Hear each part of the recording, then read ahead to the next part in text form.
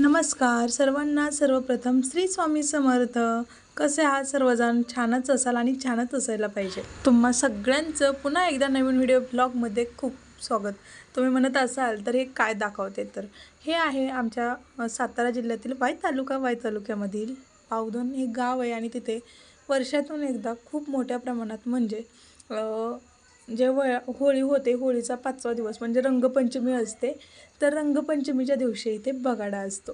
तर त्या बगाड्यात तो जो बगाडा आहे दिवसभर याला माणूस लटकलेला असतो. याचे काही पूर्णपणे अशी मला जास्त माहिती नाही आहे, परंतु असं म्हणतात की सकाळपासून संध्याकाळपर्यंत हा माणूस त्याचा नवस आहे. तर तो भक्त देवाचा त्या गावातील. तर असं असतं. तर त्या दिवशी 8 मार्च होता, अर्थातच जागतिक महिला दिवस होता. तर त्याच्या शुभेच्छेचा हा व्हिडिओ बनवत होते. तर तुम्हा सगळ्यांना सुद्धा या व्हिडिओ मार्फत महिला दिनाच्या खूप साऱ्या शुभेच्छा. तर तो बगाडा बघायला जायचा आणि आवडतो तिथं व्हिडिओ तर होतो. यानंतर मग येते जेवण वगैरे करते. मग त्यानंतर आम्ही निघतो. तर आम्हाला निघता आम्ही इथून घरून 4 वाजता निघलेलो, पण जाता जाता आम्हाला इतकं ट्रॅफिक जाम झालं ना, आम्ही फसलो त्या ट्रॅफिकमध्ये आणि आम्हाला जाता आलं नाही. इतकी गर्दी होती, लाखोंच्या संख्येने तिथे गर्दी असती, खूप जास्त प्रमाणात गर्दी होती. असं म्हणजे कडेगावपासूनच खूप जास्त ट्रॅफिक होतं. कडेगावच्या मागे 1-2 किलोमीटर अंतरावर तिथूनच जास्त ट्रॅफिक होतं. तर हे दाराला कुलूप वगैरे लावत होते. तोपर्यंत म्हटलं ह्याला शूज वगैरे घालून घ्यावं गोलूला. पण त्याचं एकच होतं की पप्पांकडनं घालायचं. त्याला असं वाटलं की पप्पा आपल्याला घरी सोडून जातात की काय, पप्पांसोबतच जायचं. कसं तरी त्याला घातलं आणि त्यानंतर मग आम्ही निघालो बावधनच्या दिशेने. तर वेदिका अगोदरच रडत होती. तर तिला भूक लागली होती. तिला मी म्हटलं होतं खा भाजी चपाती, तिला नव्हती खायची, तिला खायचं होतं दाबेली. तर असं काही झालेलं होतं. त्यांनी ग्रेप्स वगैरे आणले होते, ज्यूस आणलं होतं ऊसाचा, आणि तिने ते नाही घेतलं. आणि मग आम्ही सगळं आवरलं आणि गेलो.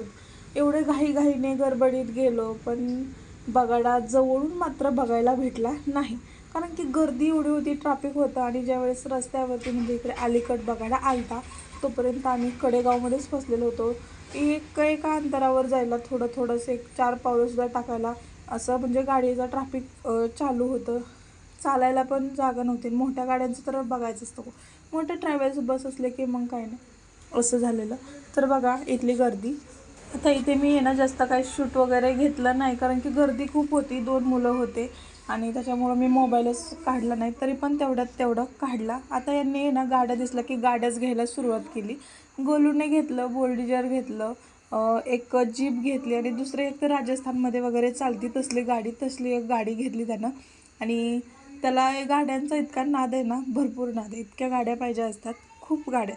आणि घेईल तेवढं कमी. घरात पण भरपूर गाड्या आहेत, पण आणा पप्पा, घ्या पप्पा. मी तर घेत नव्हते, पण पप्पांनी त्याचा हट्ट पुरवला. तर हा बघा बगाडा. खालून जर का हा व्यक्ती बघितला, हा जो देवाचा भक्त आहे तो बघितला, तर आहे ना एकदम असं छोटूसं भावलीगत दिसतं. खालून बघितलं तर म्हणजे चेहरासुद्धा नीट दिसत नाही. मला तर नाहीच दिसणार आहे, कारण की दृष्टीहीन आहे याच्यासाठी. आणि जवळून बघायचं म्हटलं तर एकदम असं झूम करून मोबाईलच्याद्वारे मी बघू शकते, असं माझं असतं. आणि बघा खूप जास्त दिवसभर म्हणजे सगळ्यांच्या अंगावरती पांढरे शुभ्र कपडे आणि अंगावरती गुलाल देवाचा, आणि भारी वाटतं. मागच्या वर्षी मला जाता आलं नाही, कारण की मी हॉस्पिटलमध्ये होते, म्हणून म्हटलं ह्या वर्षी तरी बघायला मिळेल. हॉस्पिटलमध्ये होते, ते पोटातली गाठ काढली होती आणि मग सिव्हिलमध्येच माझे 7-8 दिवस निघून गेले. त्याच्यामुळं काही मला जाताच नाही आलं बघायला. त्याच्या मागच्या वर्षी गोलू लहान होता, एकदम 4 महिन्याचा होता, 4-5 महिन्याचा. आणि मग तेव्हाही नाही जाता आलं. एवढं लहान बाळाला घेऊन कसं जायचं गर्दीच्या ठिकाणी. त्याच्या मागच्या वर्षी म्हणजे आज 3 वर्षापूर्वी मी गेले होते. तर गाड्यांसोबत इतका व्यस्त झाला आहे, फक्त आणि फक्त गाड्या खेळायच्या. आता लहान मुलांचं खेळणं म्हणजे गाड्या आणि लहान मुलींची खेळणी म्हणजे टेडी. त्यांना टेडे घ्यायला आवडतं. पण वेदिकाने मात्र यावेळेस आहे ना छोटासा मोबाईल असा तिने घेतला आणि प्रत्येकाच्या रेंज 100 रुपये असंच होतं. आता आहे ना निकिताला 12 दिवस झाले डिलिव्हरी होऊन. आता म्हटलं आता घरात तर पण आवरायचं, कारण की रस्त्याचं काम चालू आहे, खूप जास्त धूळ येते घरात. तरी पण म्हटलं आता आवरून घ्यावं. आणि घरातही बरेच दिवस नव्हते मी, तर निकिताकडेच होतं ना डिलेवरीसाठी. तर म्हटलं आता भांडी वगैरे घासून काढली, रॅकचं काढले सगळे, आणि पेपर वगैरे अंथरायला भेटला नाही, असेच लावून घेतले. ते भांडी ठेवायला जागा नाही. रेंटचं घर म्हणल्यावर आता थोडंसं ॲडजस्ट करायला लागतं. एकात एक पराती अशा घालून ठेवल्यात. तवेसुद्धा 3 घातलेत.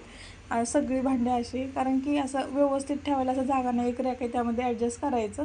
आणि थोडेसे कडापे आहेत 4-5, एकावर मंदिर असं, 1-2वर डब्बे बिब्बे मिक्सर असं ठेवून दिलेलं तिकडं.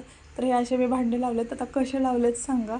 आणि पूर्ण म्हणजे 2-4 तास गेले माझं तेवढं आवरण्यात, कारण की खूप जास्त लोड पडतो मुलांना बघत बघत. सगळ्या गोष्टी ॲडजस्ट करायला लागतात. आणि असे भांडे लावून घेतलेत सगळं एकात एक. आता इथं अडकवलं सुद्धा एका 3-3, 4-4 असं अडकवलं आहे. घेताना फजितीचे असं होणार आहे. आणि त्यानंतर आहे ना फ्रीज पण साफ करून घेतला. फ्रीज पण वरती पण खूप धुराळा झाला होता. मग ते फ्रीजवरती अंतरायचं वगैरे त्यांनी आणलं होतं. आणि मग ते सगळं अंतरून घेतलं. आता हे पातेल्यासुद्धा असे लावलेत, काही वरती ठेवून दिलेत. किचन क्लीन असलं ना घराला घर पण येतं आणि काम करताना सुद्धा एक वेगळाच आनंद येतो. त्याच्यामुळे ना मला नेहमी असं वाटतं की किचन नेहमी स्वच्छ ठेवावं, भांडी स्वच्छ ठेवावी.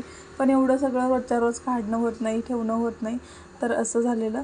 आता किचनवरती वगैरे मी सगळं काही ठेवले होते भांडे घासून. देवपूजा नाही आहे, गेले 10-12 दिवस झालं. मग आता म्हटलं आज सगळी जरा किचनमध्ये साफसफाई करून जरा देवपूजा करावी. परत आहे ना मग आज काय केलं, खिडकी वगैरे घासून धुवून घेतली. खूप जाळी आणि धूळ त्याच्यावरती बसली होती. आणि मग त्यानंतर देवपूजेला सुरुवात केली. हे पण सगळं घासून घेतलं. आणि हे बघा, काल देवपूजा वगैरे काहीच नव्हती. गोलू तू खोडरबर खात होता का? खोडरबर खात होता म्हणून पप्पांना फटका टाकलं का? हां होय, हे बघ. आणि ना मग आता हे आवरून घेते सगळं. आता हे रात्रीचा टाईम आहे, पण हे कालचं आहे. आणि आज मात्र मंगळवार आहे, आज देवपूजा वगैरे केली. आणि हे जे आहे ते रात्रीचं आहे, म्हणजे सोमवारचं आहे. आणि रात्रीचं आता मग नंतरच्या सगळं आवरलं. आणि बघा हे सगळं आवरून ठेवलं. आता आपलं जेव्हा हक्काचं घर असतं ना, खरंच खूप स्वप्न आहे माझं की स्वतःचं हक्काचं छोटंसं का होईना का असावं, पत्र्याचं शेड का असावं, पण स्वतःचं असावं, कुठं का असावं. पण आहे ना ती कधी स्वप्न स्वामी पूर्ण करतील माहिती नाही. तर असं आहे. त्याचं काम चालू असल्यामुळे ना घरात सारखं धूळ येते. रस्त्यावर घर आहे, म्हणजे रस्त्याच्या कडेला वरती असल्यामुळे हवेने धूळ सारखं येते. आता गेलं 2 महिने झालं काम चालू आहे, त्याच्यामुळे तरी पण मला लागल तसं मी जाळ्या वगैरे काढत असते. म्हणून आता कसं झालंय, लेकरांच्या ह्यानी वेळेवर कामं करणं होत नाही. त्यात मध्ये वेळ अशी आली की रूम बदलायची होती. रूम तर नाही बदलणं झाली, पण पसारा आवरायचा आहे, मग दुसरीकडे राहायला जायचं, कशाला उगाच साफसफाई करायची, कशाला उगाच वेळ व्हायला घालवायचा, अशा हेतूने मग ते असंच की होत गेलं. परत त्यामध्ये वेदिकाचा परफॉर्मन्स चालू होता. मग असं बऱ्याच गोष्टी अशा घडत गेल्या. त्यानंतर मग असं म्हणजे काही ना काही असं चालूच राहिलं, मग ते आवरता आलं नाही. आणि तर सकाळ झाली, सकाळची सगळी कामं आवरली, खिडकी वगैरे सगळं स्वच्छ धुवून घेतलं. आणि त्यानंतर मग घरातल्यांना वेदिकाला शाळेत लावले, हे कामाला गेले. मग घरातली कामं आवरून घेतली आणि देवपूजा केली. सकाळी 11 वाजता बसले होते देवपूजा करायला, म्हणजे इथलं सगळी साफसफाई ते करू तर 12:30 वाजले, म्हणजे 1.5 तास गेले. कारण की असं आपण देवपूजा वगैरे करायला मला वेळ लागतोच. मग असे हे काहीतरी कामं वाढू म्हटले की त्याला अजून जास्तच वेळ लागतो. तर आहे ना स्वामींना खूप दिवसातून देवपूजा केली. खरंच म्हणजे ते मागून खिडकी येते, खिडकीतून खूप जास्त धूळ येते आणि ती सगळी देवावरती बसते आणि खिडकी उघडल्याशिवाय तर भाग नाही, असं काहीसं होतं. आणि देवपूजा केली. खाली त्यानंतर खालचं जे होतं कडाप्या 2-3 त्याच्यावरती जे सामान ठेवले तेही आवरून घेतलं, सगळं चकाचक करून ठेवलं, पेपर वगैरे अंतरवले, त्याच्यावरती सगळं काही ठेवून दिलं. असं झालेलं. तर आहे ना आजचा मिनी ब्लॉग तर लॉंग व्हिडिओ कसा आवडला असेल लाईक करा, शेअर करा, चॅनेलला सबस्क्राईब करून ठेवा व्हिडिओ आवडला असेल तर. आणि भेटत राहूयात अशाच नवनवीन व्हिडिओजसोबत. तुम्हाला कोणते व्हिडिओज बघायला आवडतील. लवकरच स्वामी समर्थ महाराजांचं प्रकट दिन येते आणि त्याविषयीची सुद्धा मला माहिती तुमच्यापर्यंत पोहोचवायची. थोडंसं काही कारण, थोडंसं वेळ लागतो त्याच्यासाठी, कारण की आता एडिटिंग करायला सुद्धा मी किती वेळेस स्टॉप केला असेल माझं मला माहिती आहे. कारण की मुलं इथं एक रडलं की एक हसतं, काहीतरी काही खोड्या निघतात, असं होतं. अरे संसार संसार जसा तवा चुलीवर, आधी हाताला चटके मग मिळती भाकर, अशा काही गोष्टी असतात. आता या ज्या म्हणी आहेत त्या खरोखरच माझ्या आयुष्यात मला आत्ता त्याला ज्या समज यायला लागली.